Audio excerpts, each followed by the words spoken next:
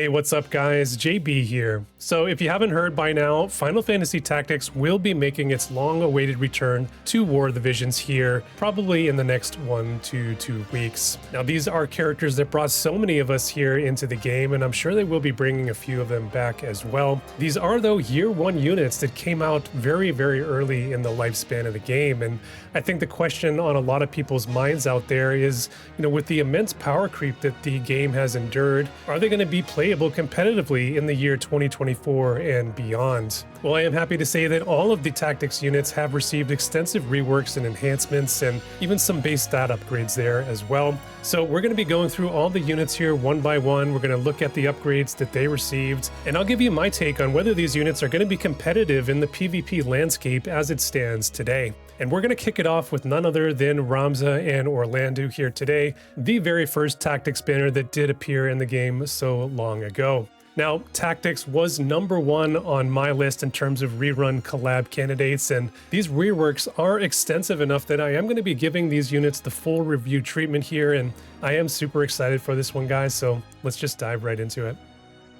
And we're going to start it off with a favorite for many, and that is Ramza Beowulf, a relic of the past, being that 80 cost light unit. He has base 3-2 movement, and he wears, well, everything. This was a thing that they did on a few units, very early on in the game, where he can wear armor, he can wear cloth, he can do hats or helms, he can really do it all in terms of equipment.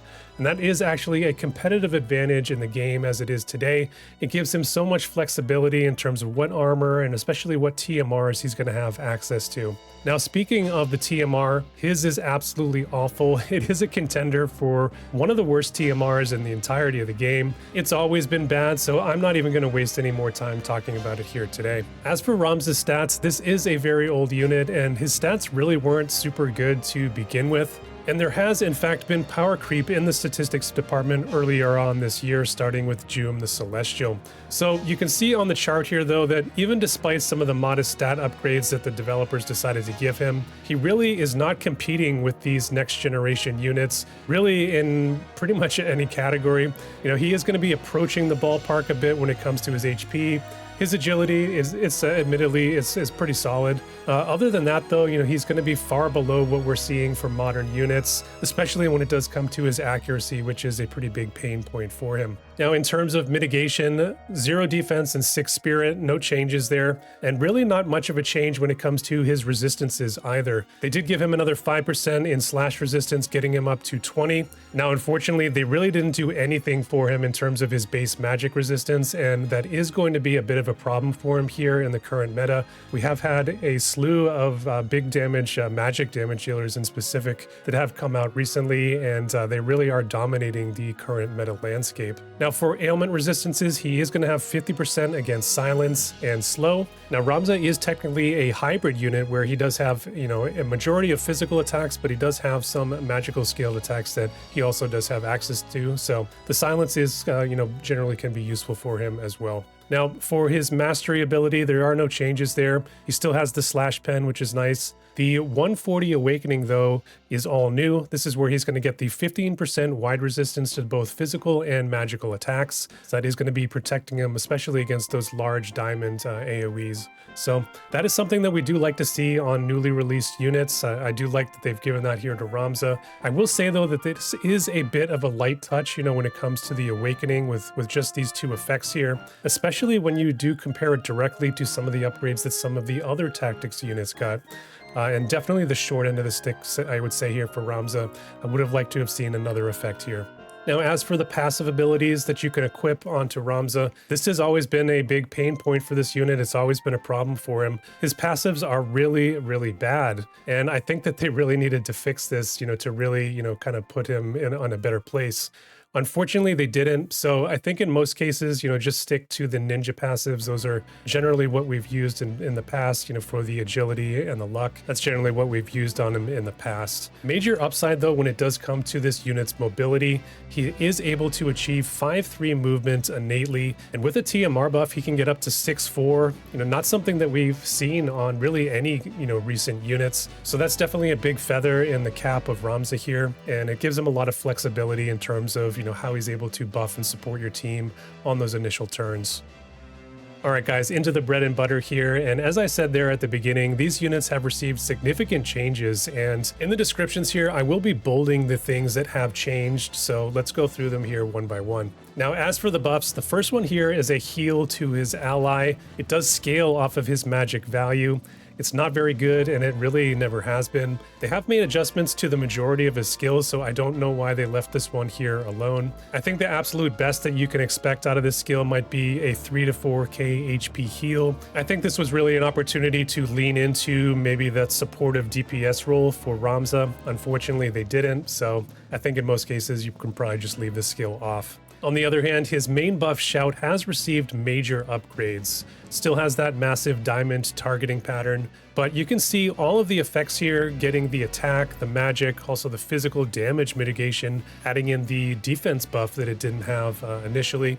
Also new are going to be the last 3 effects here. Everyone will be getting a triggered effect at a 60% HP threshold, and that's going to give them a whopping 30 CT and 20 AP. I really like that effect. It's going to give him a little bit of a time magic element in the game, and the 30 CT here I think is big enough that it can maybe help you swing the turn order in your favor. We've seen it so many times with the Wizard Rod, which kind of does have a similar effect for the unit that has it equipped. And on that note, because this does trigger at a different HP threshold, it is something that you can even stack with that Wizard Rod and get the double CT bonus, which is quite powerful. Now we do have 2 additional new effects here just for Ramza on the buff. He's going to be getting that 30 crit evasion, as well as the 40 defense and spirit penetration. And the latter there is definitely much needed.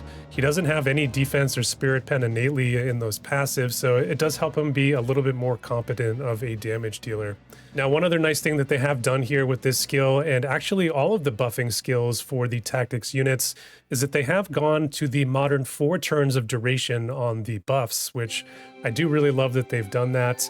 Kind of can give these skills a little bit more lasting appeal and kind of go deeper into the fights with them. All right, guys, moving into the low AP attack, and this one is his Shimmering Blade ability. The only change here is it's going to be giving him a buff of 30 area resist penetration.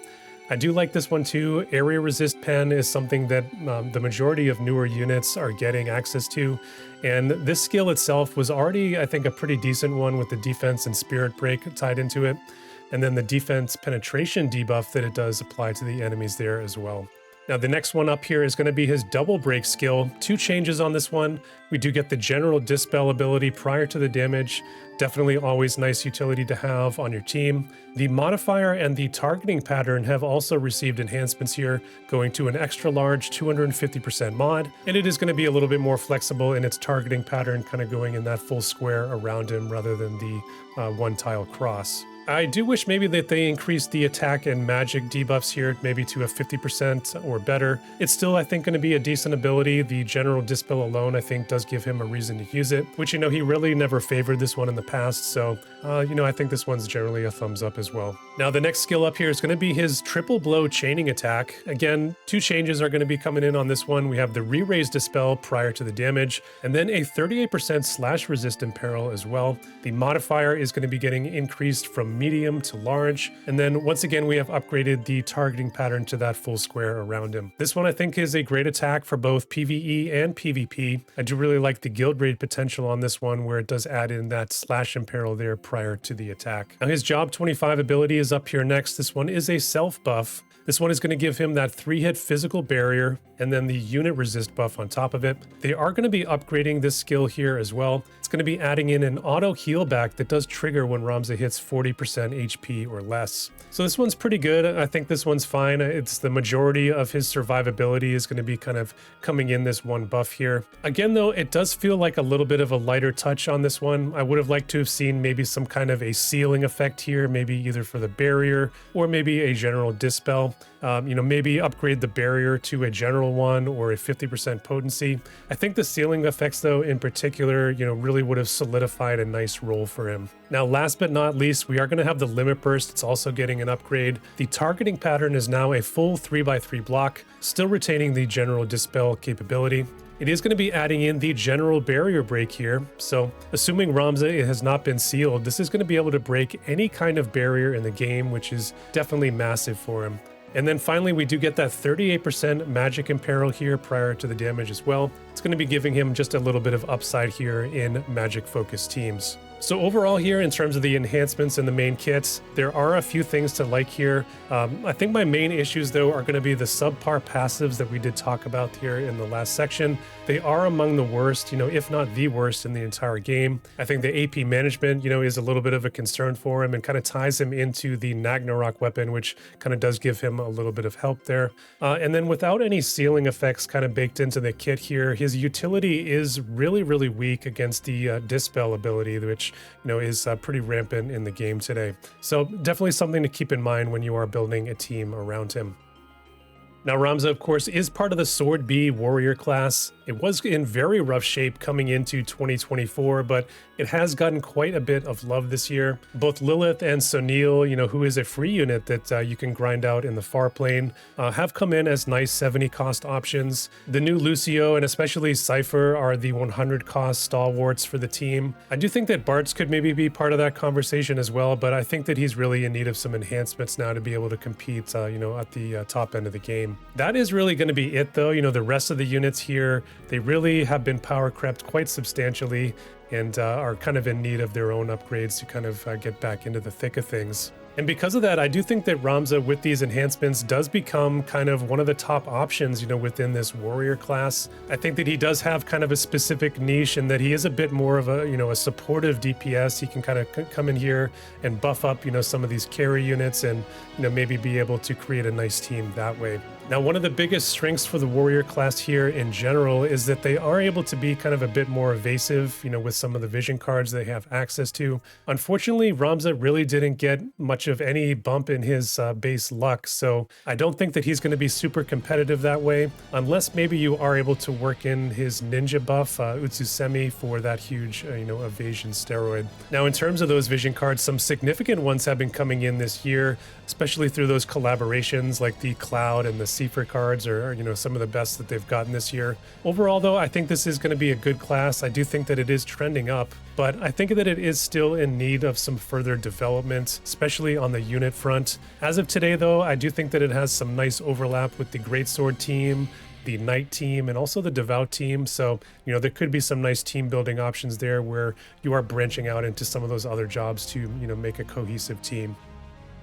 So what is my verdict today on Ramza? First and foremost, the incredible mobility. He's going to be able to fly across the battlefield, buffing your team, maybe even baiting out an enemy. As I mentioned earlier, he can get up to that 5-3 movement innately. And with this event, the Sword of Leger accessory was buffed to give additional movement to the tactics units on the very first turn as well, which would put him at an amazing 6-3 mobility, which is absolutely insane. His signature buff, Shout, is still a great asset, I think, in today's game, and it's useful whether you are pairing him with either physical or magical-based units. The targeting radius on it is absolutely massive, so even on maps with more challenging starting positions or terrain, he's going to be able to come from your slot 1 to your slot 3, or from your 3 to your 1, and he's still going to be able to buff your entire team with that ability. So that does make him very flexible, and enable you to set up some very interesting initial turn rotations. And really that is going to be the key for this unit. That is going to be his flexibility. Now, natively, in terms of other buffs, he really doesn't have a ton to offer, outside of that Shout buff. So, that is where his equipment flexibility does kind of come in and kind of give you some additional options. You can give him plate armor to use something like Keen Blade. You can give him some cloth armor to use a shell buff. Really the world is your oyster, in terms of your creativity there, that he's going to be able to enable you, with that nice equipment options that he has. Now, I do really like the Limit Burst upgrade that we looked at, not only getting that pre-damage Dispel, but also the general barrier break that it's bringing in, and also having that pretty, nice area of effect that it comes with as well. So I think overall, the package here, in terms of what he can do in enabling and setting up your team, I think really does carve out a pretty decent niche for this unit. On the more negative side with this unit, when it does come to his base accuracy, it really does fall far below where we are seeing modern units. It's really not even in the ballpark. They've also really not done enough, in my opinion, to address his poor AP management. Fortunately, they have given him a little bit of love there, in terms of the event equipment and the sword that gets upgraded. But even despite that, I do think that it is going to be a little bit of a weakness for him.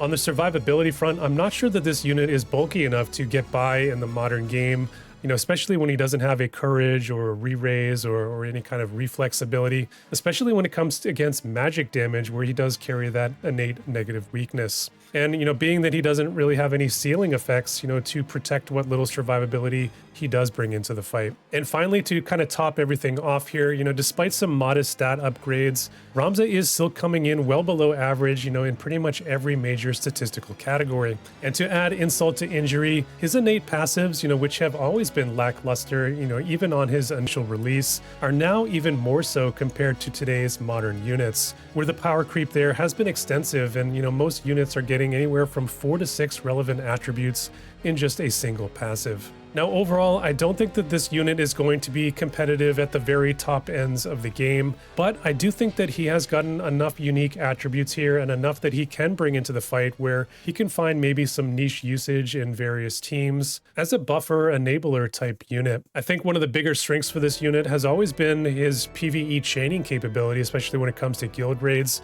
and thankfully kind of adding in the enhancement there to his triple blow attack kind of gives him and carves him out a nice niche in that area. I do also really like him as a manual PvP unit, mainly just because of how flexible he can be and the mobility. I think those are really nice things to kind of bring into a manual fight. Overall, I'm fairly happy with these updates. I am just wanting a little bit more for him though, especially where he was coming from as one of the weakest of the tactics units. I think that they could have afforded to give him just a bit more, but he certainly has come a long way from where he was yesterday. All right, guys, and we're now going to be moving on to the Thunder God himself, and that is Orlandeau.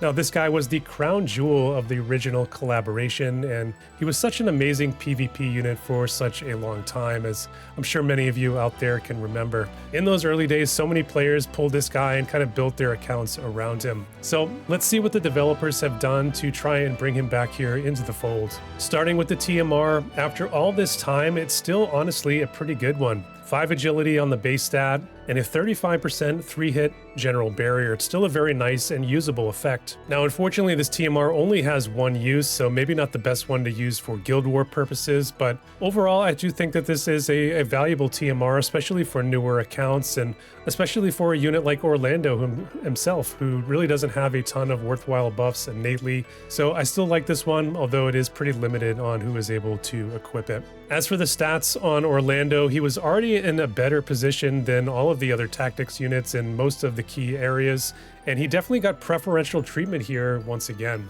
Because as you can see here, the stats overall are actually fairly competitive with the next generation units, especially when it comes to his dex, luck, agility, even his accuracy and evasion, all getting a bump up from his original form. And he is going to be above average in many of those categories, which for a unit nearly 4 years old at this point and just 80 cost, available for free in the collaboration if you didn't have him before, for him to be in the same ballpark as some of the latest and greatest, I think is a very impressive feat. Now, on the flip side, we are going to be a bit light here when it comes to his HP and attack, for what we're used to recently. He does, though, get significant help in both of those areas in the form of his passive abilities, and we'll look at those here momentarily. So I'm not super worried about those in the long run. Now, in terms of defenses, he's going to be coming in with that 7 defense and 0 spirit. Again, no changes here. From a resistance standpoint, though, he has gotten some love, and they have eliminated, actually, his natural weaknesses, where they have given him an additional 20 pierce resistance, getting him up from that negative up to 10%. He did also pick up 15 magic resistance, again, putting him up to that positive 10% value. I can't really think of any unit that has starting resistances this good and well balanced. The vast majority of units either have 2 negatives or a negative and a neutral, so already I do think this is a very strong start here for Orlandeau. Now, in terms of Orlandeau's mastery ability, no changes there. The 140 Dream Awakening, though, is absolutely incredible, even better than pretty much any new unit that I can think of. He gets 40% area resist penetration, still a pretty rare one in the game to have kind of innately and not buffed on, 40% reaction block, a flat 20% magic damage reduction, and 10 healing power, which I think is also going to be pretty useful for him, and we'll kind of look at that in his kit here momentarily. So we do have 4 new age effects coming in here, where the vast majority of units are just getting 2 or 3. Magic damage in particular, had always been a pretty big weakness for this unit, but between this mastery upgrade here here and the resistance upgrade that they gave him, I do think that it's really been turned into a strength for him. Now, unlike Ramza, who we just looked at, Orlandeau is going to be getting an upgrade to his main passive ability, which I think is kind of crazy because it was, fairly decent for year one standards with the 60% attack bump that it gave. This one now is exceptional, still retaining the 60% attack, but now adding in 25 accuracy, 40% slash res pen, 20% to both physical and magical wide resistance, kind of giving him some bulk against those area of effect attacks. And then previously, this did have a drawback where it would reduce all of your resistances by 10. That has now been reduced to just a reduction of 3. So another kind of small bulk upgrade there for him. I have to say this one is super over the top, guys. This is sitting right there, among some of the best passives in the entirety of the game. Even better than some new units that have been released here in recent weeks. Now, Orlandeau does have a couple of other nice passives that you are able to kind of pair along with this one. I think I personally do like Night Lore for the nice HP, and it does get him up to an 80% slash res pen, which is very strong. Alternatively, there is a bit of potential here for a semi-evasion build where he does have access to the Samurai sub-job, has a buff for evasion in there, and then he does have the passive that you can bring in to support that on top of the nice base luck that he has.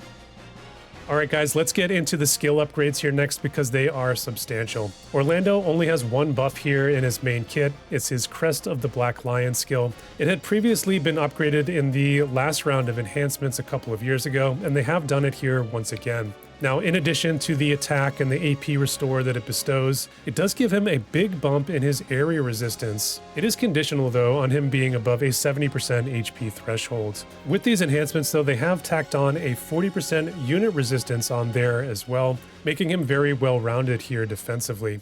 This buff did have some status immunities that it gave before with the blinds, the paralyze, and sleep, but they have added in the meta status ailments of both curse and immobilize on top of that. Really does help him out versus the Sephiroths and Shreks that are being used out there. They didn't stop there though. He is going to be getting courage on this, a 50% HP damage absorption effect, and it now does imbue his attacks with a dispel wide resistance, which is huge for him because he does have several large AoE attacks that he has access to. So Orlandeau really is getting everything that he needs to be good to go in this one buff here, and that does give you nice flexibility, in terms of, being able to bring in various TMRs, kind of like how we talked about with Ramza. That is kind of where these old units live just because they don't have, all these crazy buffs that they have access to. Although this one is quite insane. So looking at the attack skills here next, no changes to his Crush Armor ability. Still a pretty decent low AP cost skill. Does give him the added accuracy there for being able to hit evasion units, which should be in his purview now, especially where they've given him that accuracy in the passive. His second skill here is going to be his Crush Weapon ability. This one gets an enhancement to the attack break, going up to a 60% potency. It's now adding in the 70 healing power debuff there on top of it. Very useful for the modern game, I think, where we are seeing so much healing and sustain in every single match. His third attack skill is going to be Divine Ruination. We are going to be getting a modifier upgrade here, going from a medium up to a large 200%. This one did have the Lightning Imperil here in the past. However, it did happen post damage. That is now going to be happening before the attack lands, upping not only the damage potential of the skill, but also the likelihood that the AI will select and use the skill in auto PvP. Now this one is indeed an area of effect skill, so you are able to hit multiple units with this one if they do kind of line up there perfectly for you. The fourth skill here is going to be his Shadow Blade ability, also getting an upgrade. This one's now a proper finisher skill here in the game for him, where he'll likely be able to full heal himself when he does land this and kill a unit. They have added in the 60% unit res crush and peril prior to the absorbing attack. They did add some nice AP sustain on this one there as well, where he gets a nice 8 AP back if he does land the killing blow. We're not done yet, guys. We do have a couple more here to look at. His Job 25 ability is Hollowed Bolt. We have gotten a range increase here on this one, as well as the pattern size increase, now up to a range 6 on the large cross.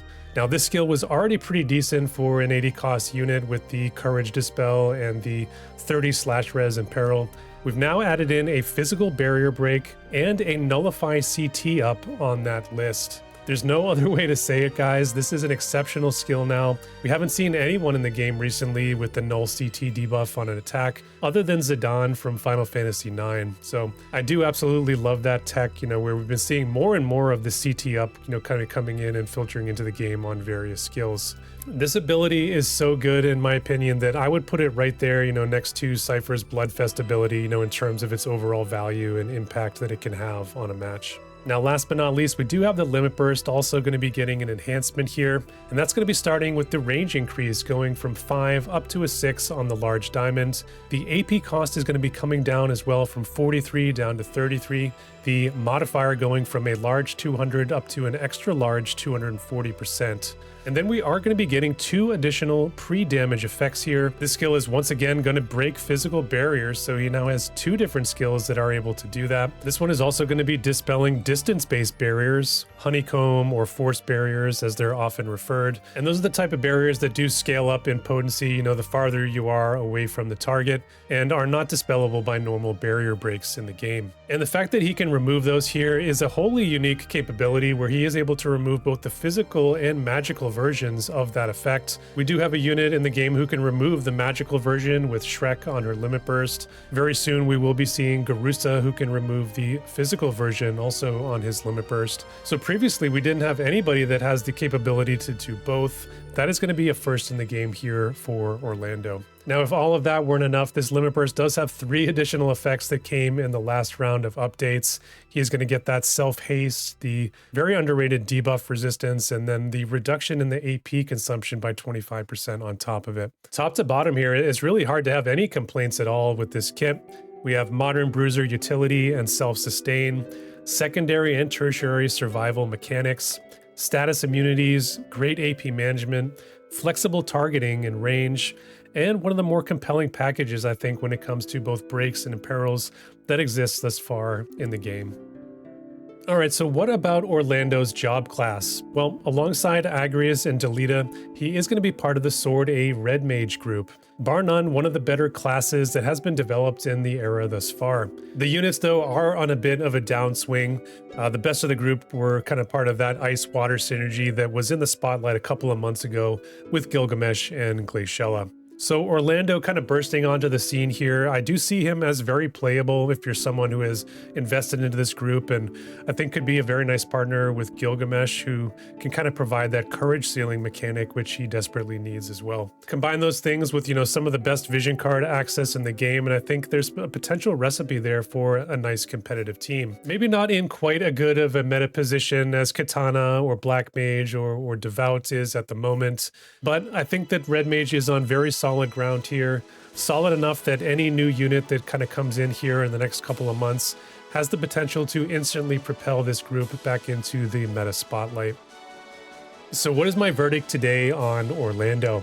Well, first and foremost, it's all about the dispels, imperils, and breaks that he brings to the party. Breaking both physical and distance-based barriers, imperils for slash, lightning, and unit resistance, and breaking several key stats like defense as well. And all of that just adds up to great flexibility to the units that you can use to build around him and form your team. On top of that, his kit has been given some amazing upgrades and really elevated his bruising package to have it compete with really any unit that has been released in recent months. Getting enhanced bulk and mitigation with his base stats and resistances, passive bulk with flat magic damage reduction and wide resistance, and that 50% damage absorption to help keep his health topped up and above that 70% HP threshold, where he does gain even more damage mitigation.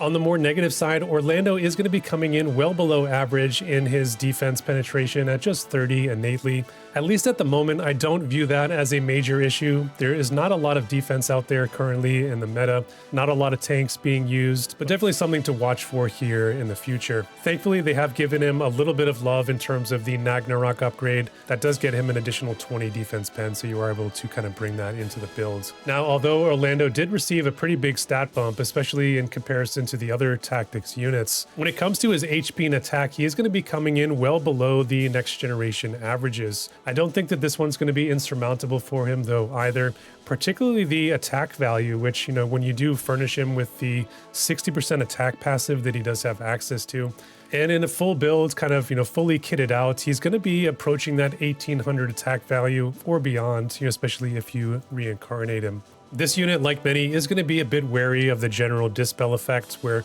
that can easily wipe away that area and unit resistance that does come as part of his self buff. He does lose that mitigation if he falls below 70% HP as well, so that can have him a bit vulnerable to units kind of attacking him consecutively in a round, where, you know, maybe he takes that first hit really well, but then the second unit comes in and is able to really blow him up. To top that off, he doesn't have any way to protect his courage status, no ceiling baked into his kit. At the end of the day, I do think that out of all the tactics units, Orlandeau may have very well gotten the most favorable treatments, and he was arguably the strongest of the bunch there to begin with. So I think that fact, along with these very generous upgrades, has the Thunder God back in the meta picture in a very big way. Now, it may seem like I'm gushing a bit here, but honestly, it's hard not to be when they have just given him so much here, and they've really been able to resurrect this unit into one that's going to be competitive with the modern PvP landscape and just has so much that he's able to offer your team. It really is unprecedented in the history of War of the Visions what they've done here. We've absolutely never seen such a complete and thorough rework top to bottom as they have done here with Orlandeau. And not only does that make me particularly happy and excited for this event, but I do hope that they see the positive reaction here and double down at it in the days to come when they do rerun other collaborations in the future. I really can't think of anything that could generate more hype and goodwill towards the game as kind of bringing back an old favorite and making him a competitive unit again. So I'll have my fingers crossed for any future collaborations. So there it is, guys. That is my look today into Ramza in Orlandeau. On the one hand, we have Ramza, who, you know, has always just sort of been there. He's been fine, you know, nothing special. He did actually get a few nice things here, and I think may actually end up seeing a little bit of play out there. Overall, though, I was just left wanting just a little bit more for that unit. On the other hand, though, we do have Orlandeau, who, you know, once again, I think got the preferential treatment, turning into, I think, a very compelling and, you know, very competitive unit, at least for the time being. So now you guys know what I think. Now it's going to be your turn. What do you think of these upgrades that we went over today?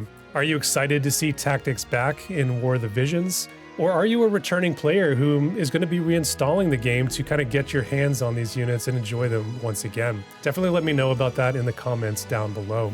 While you're down there, if you did enjoy the video today, hit that like button for me. It really helps me out with the YouTube algorithm. And if you like what I'm doing here on the channel, hit that subscribe button if you want to see more. And that's really all that I have to say for today. So as always, stay safe out there, and I'll see you guys in the next one.